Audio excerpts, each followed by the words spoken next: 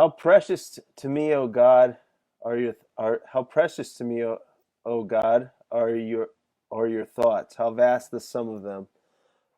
That is Psalm 139, verse 17. We all know parts of Psalm 139. It's the one that talks about how we were intricately formed in God's womb. That's a psalm that I prayed this morning before I headed out to campus. It's a really great psalm. I encourage you to meditate on it and don't let it be too familiar to you. Really grasp some of the richness of it. Verse 17 is that's one of my favorite things about God. How vast are your thoughts, O God? Let me read it. I keep messing up. How precious to me are your thoughts, O God. How vast the sum of them.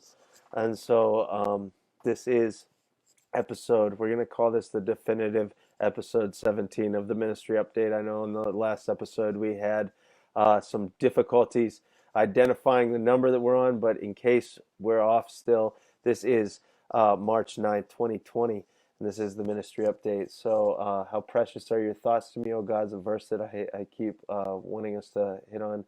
How vast is some of them. So, one of my favorite things about God or about preaching is it gives you the chance to just worship God in public and extol the glories of His excellence. And the psalmist here in Psalm 139, I believe it's David who wrote this one. Yes, it is, to the choir master, a psalm of David. This how vast is God. Something that really provokes my heart to worship is just thinking about the vastness of God. And I was thinking about this before I started the live feed. Uh, what we're doing whenever we preach is it has been said that drinking in the knowledge of God is like trying to pour the ocean into a thimble. And so when we preach, we're basically a thimble filling ourselves up with the ocean and trying to fill up other thimbles to communicate the vastness and the preciousness of God and His thoughts. This episode 17, is so I don't have any V8 today. V8's never called me about actually sponsoring me, so I'm kind of losing heart that they would. In the past couple episodes, the past several, we've had actual sponsors. So today's sponsors are Jason Roberts and Jason Dellinger. So just want to mention them and give a good shout out to them. Jason and Jason uh, have donated to our Kentucky Derby trip and are financially supporting us to do the work of an evangelist down there at the Kentucky Derby outreach. It's one of my favorite places to go because there is no apathy there. It seems like there is either um, seething hatred and rowdiness or mockery or something, but I love places that have no apathy, and the Kentucky Derby is one of them. And Jason uh, have sponsored us to go. So just want to mention those two brothers. Um, Also want to mention, or I guess on this episode, we're going to recap Friday at the Wizard Con, the Arnold Classic, and today my spring semester kickoff for the University of Akron. So let's get started with that. Friday was I never remember the name of it. It's like the Wizard World something or other. It's like an off-brand Comic Con, and so me and my friend and mentor Ricky Gantz went up there to Cleveland at the convention center to try and do some evangelism at that convention, but it was bitter cold in Cleveland on Friday night. And not only was it bitter cold, but that's up by the lake, so you got that delightful lake effect breeze. And by calling it a breeze is very much an understatement because that was some biting cold. So there wasn't very many people outside the Wizard Con, or whatever it's called. But we decided to walk around the streets of Cleveland so that we could have some circulation and stay warm a bit. Uh, we walked up past the House of Blues, and there was a line gathered of people. This is one of the great things about open air preaching. You don't have to go anywhere in particular. You go where there's people. It's like if I'm going to go fishing, I'm going to go to the spot where the fish are. And since there weren't any fish at the spot we intended to fish, we moved the boat. And so Ricky lifted up his voice. He preached to the got the dogs in the background. That's Mini Steve. He lifted up his voice and preached to the line at the House of Blues and got a quick sermon in. In a street sermon, you've got to get the gospel out, and he did that. And so, one conversation that was fruitful from that was a girl named Hope came up and just inquiring with about why we choose to do the evangelistic method that way. And she was a serious inquirer. Sometimes you'll get these Christians that come up and they don't agree with our methods because they have been conditioned by evangelicalism for a long time, that it's not playing nice, or it's not going to attract people. It doesn't fit the attractional model. And so, but Hope was a serious inquirer, and I kind of laid out the biblical case using Paul, using Jesus, using the prophets to show that what we were doing was biblical, and it has been done for millennia even. And it was a good conversation, and I hope to have that up on video, just because she asked so many good questions. She asked questions that are important for anyone who does evangelism or lifts up their voice about Jesus to ask. One of the question I remember was, do you do this? It was essentially something to the effect of, do you do this because you actually love the people that you preach to, or do you just want to it's something to the effect of self-aggrandizement? And that is a question, I told her, that preachers must ask themselves. Do I love, a friend, George Alvarado, has said, um, do they love to preach Christ, or do they actually love the Christ that they preach? Is another way you could ask the question. And so that's a very important question. I'm thankful that Hope asked me to remind me, do I love just being a preacher? Do I actually love the people to whom I preach? That's important, because with our preaching, we want to not only love God and be accurate with His truth, but we want to love the people that we preach to, because He's given us a ministry of reconciliation.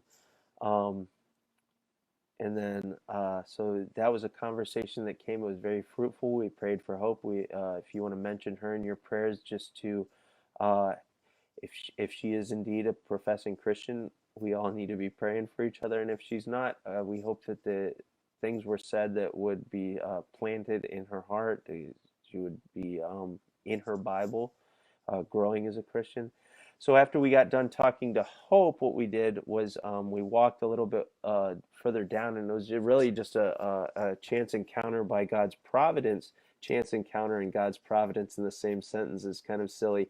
It was a providential encounter, to be theologically accurate. So Ricky had wanted to take a different turn than we took, but he decided not to, and we turned back to go the way that we came. And in God's providence, as I've mentioned, it was bitter cold on Friday night, and so my hands were freezing, and so I asked if we could stop in the foyer of CVS to uh, get out my hand warmers, put up some hot hands in my pocket. And while we were in there, there was a gentleman who asked about my camera. So in God's providence, my camera was in his eyesight, and he said, you got a camera there?" And I said, "Yeah, we're evangelists." And I gave him a track, and we got to talking to him. His name was Thomas. We had a good conversation with him, and he really took to what we were saying, and professed to be a Christian, but his faith is weaker, if he is indeed saved, and if he is not, then he did receive the message. So if you could pray for Thomas. It was just a lovely conversation. We got a picture with him. You may have seen that on my page. Ricky had shared those photos. Saturday, the ministry that I did on Saturday, we all went down to the Arnold Classic. So you may know that Arnold had canceled or postponed, said the Arnold will be back for the Arnold Classic because of coronavirus fears. So the competitors were there, but all the fitness shows were not there. And so we went down and preached anyway. It was really exciting because you always see the Facebook friend anniversaries or whatever whenever somebody's been friends for however long. They put, "Oh, this is your and so friend anniversary." Well, this was a real life friend anniversary with friends that I've actually met. And so last year at the Arnold Classic was the first time I met my friend Michael Coughlin, who's a faithful brother down in Columbus, does the Arnold Classic outreach. He does the Ohio State game outreach every time they have a home game. And so that was exciting. And then my other friend Jason from West Virginia, he's a faithful laborer down in, oh man, what's it? It's east of, I don't know, gosh, Clarksburg. I want to say Clarksburg is where him and my other faithful brother Eric Medea, those two minister down there. And this was an anniversary of 1 year ago that I met Jason and these two brothers. It's really neat how the communion of the saints work. I feel like I've known them for a lifetime, but it's only been a year, and it was really neat for that friend anniversary. We got to go and do some ministry together. Xavier was a person who I got to be involved in a conversation with, so I got to preach a lot down there. And it was nice because I didn't, you can probably tell I'm losing my voice today, but Jason brought what is known in the business as the hailer, and it's a big speaker that you can really save your voice and not have to shout. You can use more intonation than you can when you have to go without audio amplification. And so they had the comforts of a hailer. I got to preach a lot down there. And then we had a conversation with a gentleman named Xavier. Jason was kind of having a conversation with him, and I kind of dropped in on him. And this will be a great time to talk about etiquette as far as that goes. I'm sure if you have done evangelism for a while, maybe you've had a conversation with someone, then some other brother who's either with you or not with you will drop in on the conversation just unannounced, uninvited.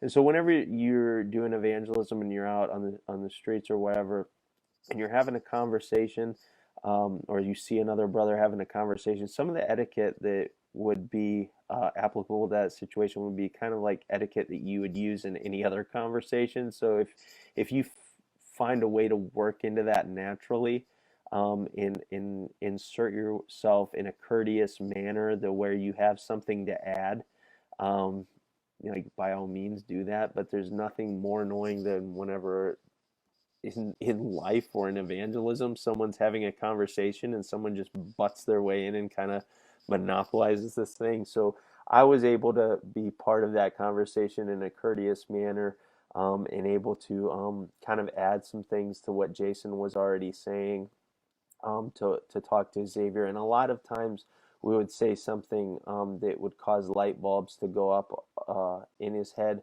And we encouraged him to read his Bible, and if you would pray for Xavier, um, we had a lot of good answers, and that's what apologetics is.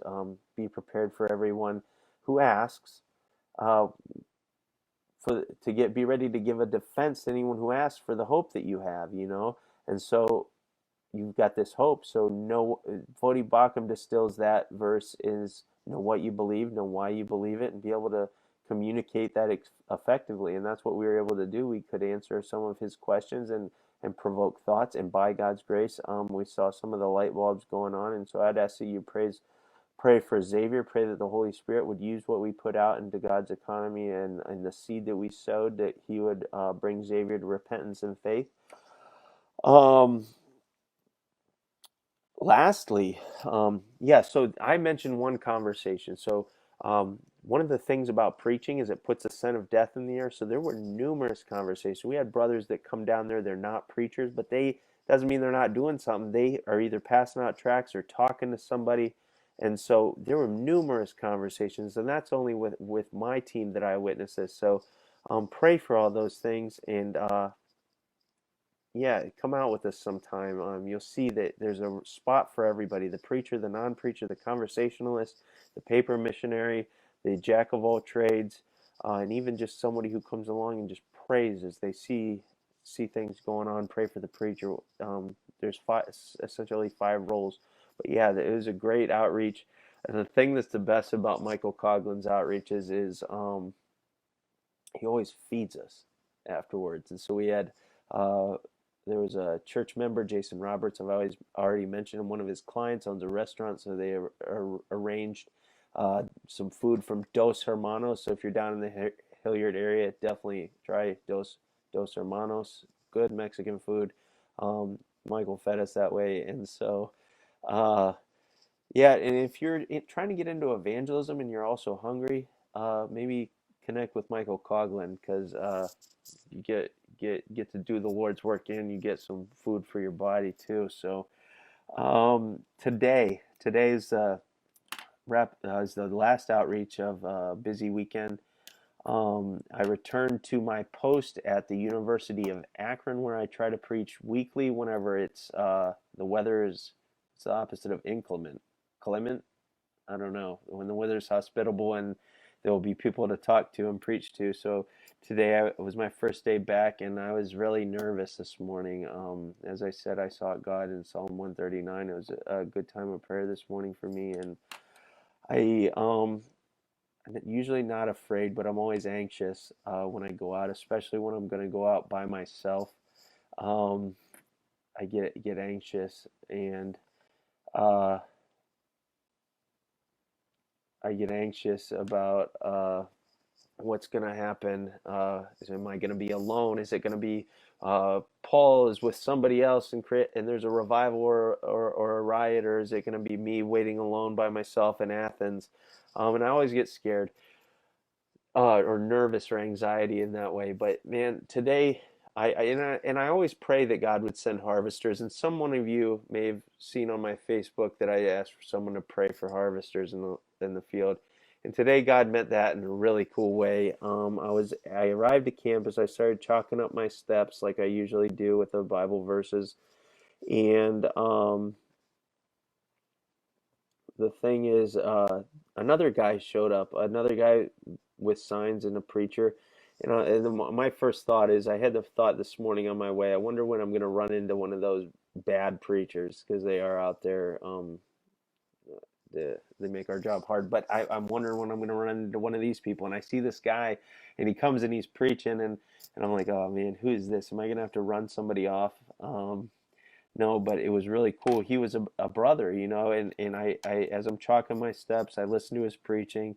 A guy named Joe, and he was preaching the gospel, and so we got to talking and stuff, and had similar stories of conversion at even the same age, and it's just really cool the way God provides, in ways that we will not expect. So always am praying for fellow laborers, and today provided in a cool way.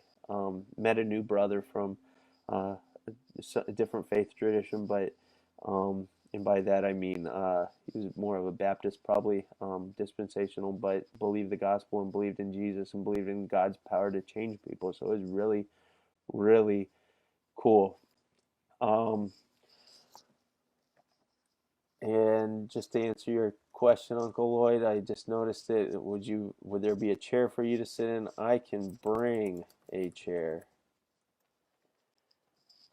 a nice one. And so, yeah, if you come, if you're older and you have standing problems, like it hurts to stand for a long time, like there are chairs there, but we could also bring the place to set up lawn chair if you want to take a break. And that's a good question. And so, yeah, there's plenty of room for that. Yeah, so Joe met I met Joe today. I set up my chalk perch. It was really nice having a brother there, and it's really cool the way that when somebody believes in Jesus, it's like you know each other, and it's just so cool. And today was really wild. I had a lot of good conversations with people. I preached. Joe said, "I want to hear you preach. Get up there and preach." So I preached about 40 minutes, and then I had conversations throughout the day. Um, there was a girl named Lauren. I guess before I get to the preaching, let me mention a student that I had talked about last fall. There's a girl named Chalk Vigilante I who I learned to chalk stuff from. She goes around chalking up "Love is Love" and stuff, and her sister Laurel came today and was chalking my steps up with "Love is Love" and all that nonsense, women's rights, or the rhetoric of the sad rhetoric where there's equivocations and half truths, and so they tend to act like you're some kind of a barbarian if you don't agree with it. But anyway, Laurel came, and in the fall, I was able to have a rapport with Laurel and be kind to her and have conversation with her. And apparently, her heart has gotten kind of hard over the break, and her sister convinced her that she should not be kind to me. Uh, be kind to someone who hates her, is what her words were, which is really sad because I don't hate Laurel and I don't hate any homosexual or transsexual or pansexual or uh, pick an identity, robosexual. I don't hate anybody. I care deeply about them, or I would let them die in their sin without voicing an opinion. And it just was really sad. So Laurel had completely turned in a hard-hearted way. So if you could pray for Laurel, because I care about her, and the Chalk Vigilante, and all the LGBTQXYZ students on campus. I care about all the kids on campus. So it's a really sad day with Laurel as she came to chalk up my steps. She was very cold and not very loving. Um, so another conversation I had throughout the day was Chuck Vigilante had a friend that stopped by, not under any direction, just wondering. Her name was Lauren. She asked not to be video recorded, and if someone asked that, you can either be really a really big shot and say no, I'm sorry, I have the right to record it. Ohio is a one-party consent state, so if you don't like it, take a hike. Or you can just say, okay, I'll shut off the camera. If you want me to shut the camera off, I'll shut it off for the sake of conversation. So like, don't be so obsessed with your video that you're you're going to be more concerned about a video for either your protection or for YouTube that you're going to waste the conversation. So I got to have a conversation with Lauren, got to explain myself, express love and concern and have a dialogue with her. And so that was good to talk to Lauren. And the funniest thing was she was talking to me and saw how reasonable I am, and she's like, "Yeah, there's this guy that used to come that would stand up on the steps and he'd be shouting." And I was like, "Oh yeah, that's me. I'm him." And I was like, kind of explaining, like, that was pretty funny to me. I am the man. Uh, and so that was fun. Just I got to show genuine love and concern for her through my conversation, my kindness, and the manner and tone, not shying away from true things in Jesus Christ, but you know, be be gracious when you're out. It's in the book of Timothy. It says with gentleness, correcting those who are in error. So it was a good conversation with Lauren. Got her to keep the tract that I gave her because I don't take tracts back. If I give you a tract and you want to throw it away, that's fine, but I'm not taking it back. And I said, hey, just read it. It's easy to throw away. Go read it. So pray that Lauren would read her tract and consider the things that we talked about. Another girl that I talked to was I think it's either Kirsten or Kirsten. She was a psychology psychology student. And I kind of talked with her about so there's this thing where every religion in the world agrees that there's something wrong with everybody. Even psychology is what I told her. And so I asked her, like, what do you think's wrong with everybody? And she kind of didn't know. And so I explained the gospel and sin and all that stuff. And I was like, nobody likes to think anymore. Make sure you go home and think about this stuff. So I pray for Kirsten. I don't know who you're talking about. Um, Even if you want to say a blanket prayer for everyone whose name starts with a K, that's a good idea. Um, no, but please pray for Kirsten that God would use the stuff that I put out. Another conversation I had was with a woman named B, a young student named B, and I forget exactly how the conversation started, but it was modified. I don't know, call it the way of the master. She was talking about she's a good person, and so you don't got to go through the whole good person test. That's just a methodology that you can use. But like the reason that Ray Comfort uses that methodology of the good person test is because it teaches you how to use law and gospel, and so it's call it a modified way of the master, what have you. Um, uh, and or whatever you want to call it. It was Law and Gospel that I used with B, and she mentioned lying. You don't got to go through every 10 commandment. You work with what they give you. She gave me lying, and I used that to show her that nobody's perfect. Use the Bible, use Jesus Christ. So pray for B. It was a good conversation. I gave her my track. Said get at me if you have any questions. I'll be here next week as well. Last conversation was a really good conversation with Alex, and she is the president of the, I don't know what the club's called, LGBT club on campus. And she was a very thoughtful individual, not your typical leftist or anything. Definitely leftist tendencies, leftist ideals, but someone who seemed to have thought about her ideas. And she hit me with the common question about slavery in the Bible. And I kind of, um, I had a conversation with her for over an hour, and I made a point at the end. I didn't answer it initially, wasn't able to get to it initially about slavery in the Bible, and there's a good answer for that. The answer that I give whenever answer someone about slavery in the Bible, just as a quick aside so that you know, slavery in the Bible, in God's law in ancient Israel, is completely different from chattel slavery in the antebellum South. In the antebellum South, the slavery was based on race. It was based on chattel. Chattel in law is tangible, movable personal property. It could be things like your radio, your cell phone, or your dog. And so chattel slavery treated the slaves as though they were dogs. Chattel, tangible, movable personal property. And that is the system of slavery that we had in our country. Where you owned a person. You owned a person's personhood. Essentially, they were your property. You dispose of them how you wish, when you wish, and et cetera, et cetera. Slavery in Israel is a just form of slavery. And how do I say that? Because Israelite slavery, you did not own a person's personhood. It wasn't based on race or ethnicity. It was based on more of a system. Call it indentured servitude if you like. If I owed you money, either because I committed a crime against you or because I borrowed from you and couldn't pay it back, then I would sell myself into slavery to you so that my debts could be resolved. And um, in that system of slavery, you did not own me as a person. What you owned is my labor, very much like going to work and working a job. Whenever you go to work a job, your employer purchases from you your labor, and so he owns your labor.